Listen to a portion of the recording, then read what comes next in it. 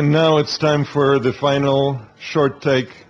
Peter Levine needs no introduction, so he doesn't get any. Yeah. Thanks, Carol. Thank you. I'm painfully aware that when you signed up to come to this conference, it didn't actually say that I would be speaking at all, and I'm speaking twice. So if you'd known, you wouldn't have come, but bait and switch. But yes, I see you're going to have my sign in the back. I was prevailed upon to speak just a little while ago, but I do have some images to show, and I was happy to do that. You also, the last time I was up here speaking, I was talking about this, what should we do, and emphasizing the different parts of the sentence. The point of all that is really to say that our own intentional agency, I don't care if it's deliberative, but our own intentional ethical action has to be part of the picture of understanding politics, and that we don't get to that when we ask questions like what should be done or what should a just society be. We have to ask what should we do. But I want to very much follow on David, who pointed out that when we do work that has human agency right in front of us, like the work in this room, we are working on small canvases. And we know that we're not working on big systems. But again, we can't just talk about the big systems, because we could convert this conference into a seminar on the global economy, and we could have a great critical discussion and walk home and not act any differently, because that discussion would leave us out. So that's the hard part. In the book that we are the ones we've been waiting for, I do offer, what's supposed to be an answer to the question for the United States, for this moment, not for every time, not for every place. In the middle of that, so this is a model I actually didn't think of in time for the book, so it's not in the book, but it kind of summarizes the book afterwards. And in the middle of that image is a theory of what we should do in the human civic world, in our everyday interactions that make us citizens. But I do try to link that to something above it and something below. At the bottom, the real social impacts and outcomes that we hope to get from such work, and at the top, the kind of changes we would need to make to allow more of that work to happen.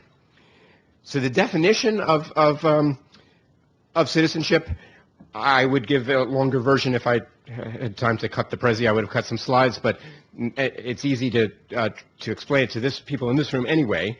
It's deliberation, but it's also collaboration, and it's also civic relationships. There we go. Many people in this room, the way the body of people has formed, are deeply involved with deliberation and sort of started there. There's an America Speaks deliberation, and I am for that and against this. This is like one of Cheryl's slides, kind of the opposite, right? The opposite of deliberation. So we need to fight that. But I would put at least equal weight on collaboration, whose core original meaning is work together, labor, collaboration, which I don't think has to be deliberative in the sense of explicitly discursive. I think collaboration can often be emergence, or people can learn by simply doing, not talking. And I would put collaboration at least as centrally as deliberation. And then I would emphasize, as many have, including several of our short take speakers, that the whole purpose of this and the whole underlying ethic of it is relational, that what we're trying to do is develop and build on relationships, civic relationships, which are not friendships, they're not transactional, they're not financial partnerships, they're not romantic relationships, they're not exclusive. You should have lots of civic relationships, but they're not, at the same time, but they're not devoid of emotion either. They're marked by a degree of loyalty, of trust, of hope. She wouldn't turn around in her chair at a community organizing meeting to talk to that guy if she had no loyalty, no trust, no hope. So that's the model of good citizenship, and it's sort of in the middle of the model here. But there's got to be more that it connects to. How does it relate to large-scale structures? And as we were saying at our discussion table this morning, let's not tell ourselves, in David's words, let's not tell ourselves comforting stories about how it connects. Indeed, it could connect in very bad ways by sticking a little deliberation, a little collaboration, a little civic relationship into institutions that are fundamentally in the way of social justice or environmental sustainability.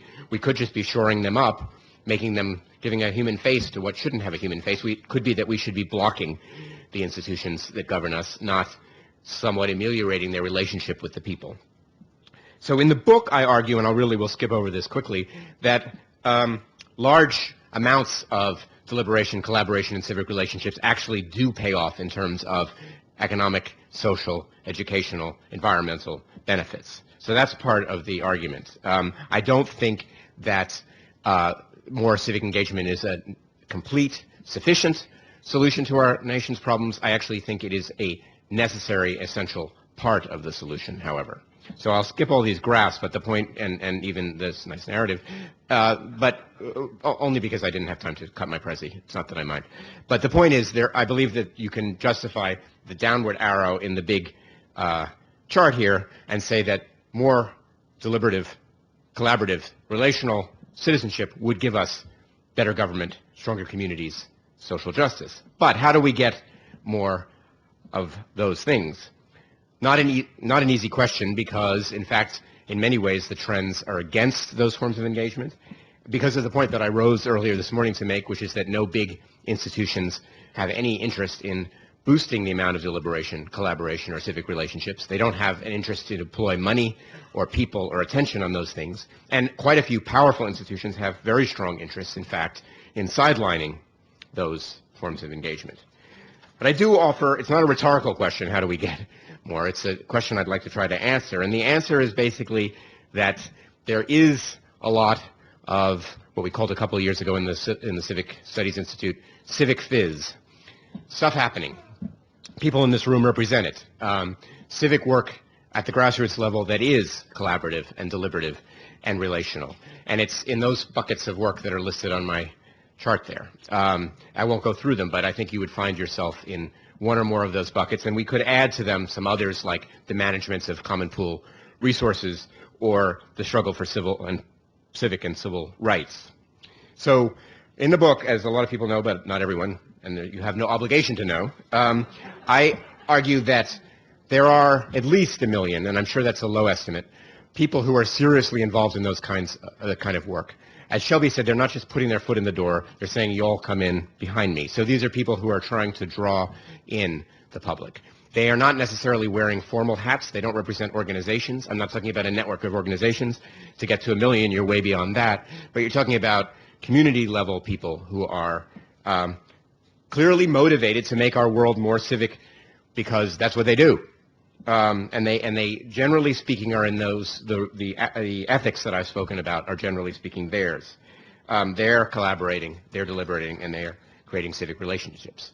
So what's missing? 1 million people dramatically outnumbered in a country of 310 million, but a significant force with assets, with attention, gaining abilities, with political muscle.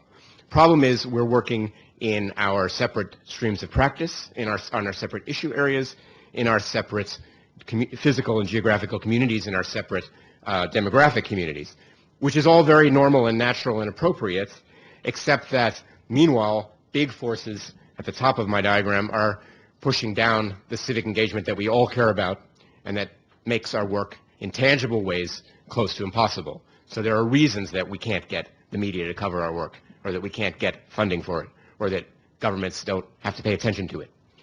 The reasons have to do with bigger structures.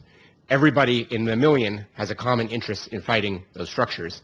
In order to make that happen, we have to start to unify, and we have to unify as something like a movement, something in which we take responsibility for the success of other parts of the movement. So the call in the book is for a movement for civic renewal. Thank you.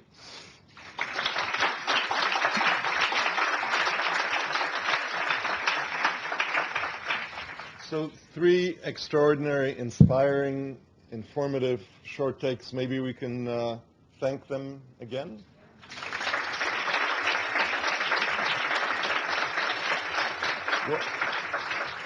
One quick note. I noticed that the angry guy in every slide that so far is the same guy. So that's a promising note.